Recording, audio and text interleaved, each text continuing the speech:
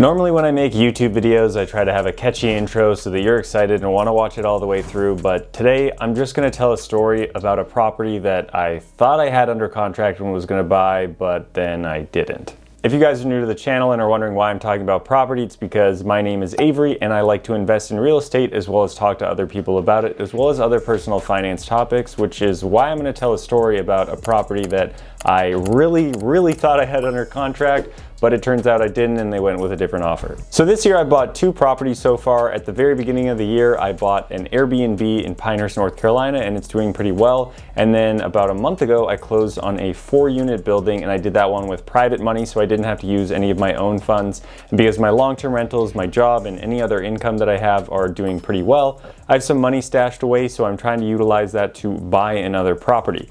And currently I've been kind of looking at the $100,000 to $250,000 range of cabin or tiny home or unique stays that Airbnb really likes to push, and buy a property that's about 1 to 3 hours away from me that fits that build. So Mia spends a lot of her time looking at Zillow, finding these properties, and we've actually offered on 3 so far, and I'm going to tell a story about the second one. I actually just got off the phone about 30 minutes ago thinking I had this other one in the bag that I just offered on, but I did not get it. So a little bit sad, but whatever, life goes on. Going to continue offering, just like I continued offering after this house that I thought I had under contract. So Mia looks at Zillow often, finds these properties. This other one was in a cool area right next to Hanging Rock State Park, which is about 30 minutes from Winston-Salem, North Carolina. So it's a place that people want to go see. It's an old kayak rental building that they converted into a cabin. 2-bed, 1-bath, has all the things going on, wood panels, fireplace, a fire pit outside, all of that cool stuff. And it was minutes away from trailheads at the actual state park.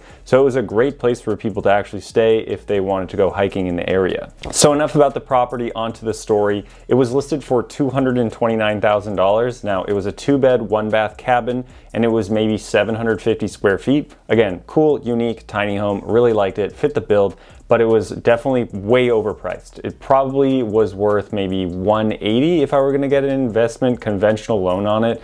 And right now, an investment conventional loan, I'm getting around 8 to 8.5% on what I'm actually quoted for. So that was pretty expensive anyway. So I gave them 2 offers because I didn't want to go into a situation where I offered them closer to what they were looking for and then have to come up with like $30,000 or $40,000 because of an appraisal gap.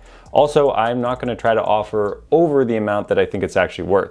So I offered them a conventional offer for about $180, and my secondary offer, and this was all verbal, nothing completely official yet, was with seller financing. So just to back up a little bit, the reason they tried to sell it for $230,000, and maybe they actually did based on the person who has it under contract, I actually don't know, but it's because they were trying to sell it based on the income that it produces. So it currently is a short-term rental, and the lady was bringing in around $30,000 to $36,000 a year. She was cleaning it herself. She would block off dates when she didn't want to clean, so it had a good amount of earning potential associated with the property. Now, I was thinking maybe I could do a DSCR loan, but I spoke to my lender, and because of how low the actual loan would be, a DSCR loan wouldn't be allowed. So it would be like a $160,000 loan, or maybe $140,000, $150,000, whatever. And with a DSCR loan, 1, they do not want to give you such a low loan amount, and 2, they are going to give you that debt service coverage ratio loan based on long-term rents. So a DSCR loan is pretty simple. Rather than looking at you as a buyer and can you actually pay the mortgage back, they look at the property, see how much income it could produce, and as long as it matches the mortgage, the rent that it could get as well as the mortgage, they will give you that loan. But they're not basing it off of Airbnb and VRBO bookings, they're basing it off of long-term rents, and the long-term rents that this place could have gotten was about $1,025 on the high end, and at an 8% interest rate, that is a pretty low mortgage, so this property wouldn't have qualified for that type of loan either. Anyway, I was able to communicate this with the seller. She was really excited about my seller financing offer, which I offered $215,000 at a 7-year loan with seller financing at 6.35% interest rate of interest-only payments. This means I was going to give her a 25% down payment, and then she would quote-unquote come to the closing table with the rest of the funds. Not actually, it's just kind of created out of thin air, and then I would start paying her monthly interest-only payments, which were around $850 every single month, and then at the end of 7 years, I would have to pay her the rest of the money, which I believe is like $162,000. Now, I thought I had this in the bag, and like 4 weeks ago, I was told on a Friday, I was ready to go to the bank, get my checks to send in for due diligence, payments, earnest money deposit, all of that stuff, and I was pretty excited. But then I thought to myself, it'd be really stupid to go get bank and certified checks when nothing is actually signed. This is just verbal right now. And time kept going on. So after about a week and a half, I told the real estate agent to actually put an expiration date on our offer. And then that expiration date come, nothing was signed. So I decided to lower the purchase price again and put an expiration date on that. That expiration date came, no offer was made or accepted. So I didn't really know what was happening. And so I know you're not supposed to do this, but I figured because it was seller financing and the person was maybe nervous that I was the person paying them back. They had no idea whether I could or not, or what my intentions were with the property. So I decided to find their information and call them directly so that they could feel a little bit better about the situation. Again, usually you're supposed to go through the real estate agent, but this was a bit of a different scenario. And I told both agents, so it really wasn't that bad. And they didn't love it, but they were okay with it. And she was very happy actually when I called her and told her about the situation, told her a bit more about myself. But actually before I did that, she had the listing agent who she thought I was colluding with because for whatever reason, she didn't understand the interest-only payment thing.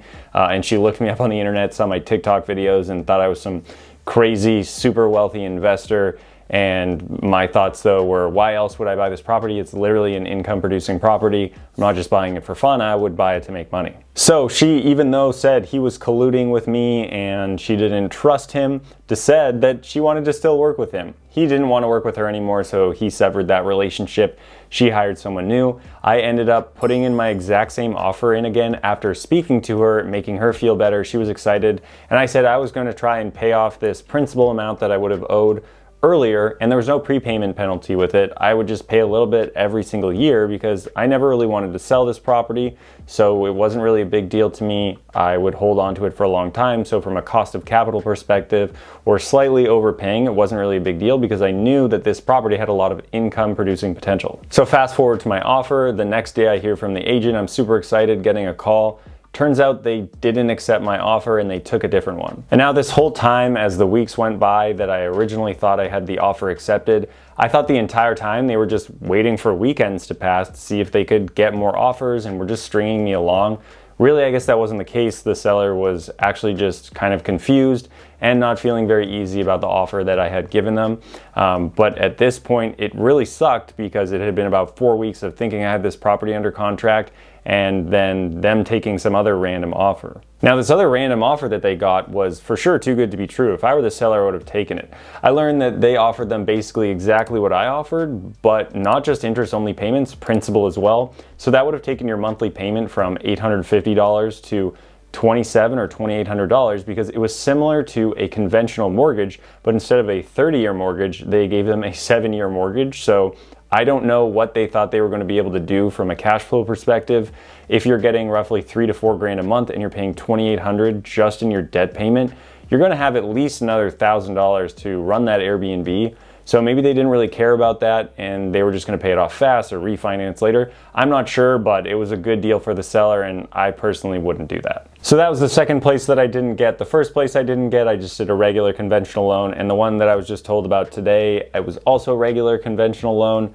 I was really excited to get either one of them. Didn't get any of the three, but lessons here, things can be just that way when you're in real estate. You can make a lot of offers, people will say no, but as long as you continue offering, you'll eventually find a property that can work out well. But definitely don't get too emotional. I was getting a little bit emotionally attached to this property, I would say. I thought it was going to be really good. And for a moment there, I was considering matching that offer that they got. Then I went outside and thought about it, and there was no way that it made any sense financially to me. So for sure, my advice listening to this video, albeit kind of interesting how everything turned out, but just make sure when you want to buy an investment property, don't change the numbers, don't massage them, don't make them seem better than they are. Stick to your guns, stick to the math. Don't get too emotionally invested in a property. This is purely about making money, not about how you feel about a place. So if you guys like that video, definitely scroll down and make that thumbs up button blue. I would really appreciate it because right now I can't seem to get any of my offers accepted, but again, that's what happens. And if you want to learn more about investing in real estate, definitely stick around, hit that subscribe button as well as the notification bell, and you can learn how to build your wealth immensely through real estate and other techniques that I talk about on my channel. And if you like me here, don't forget forget to check me out on TikTok as well as Instagram, where I make a lot of short form content as well. So thanks again for watching, and more wealth is coming your way.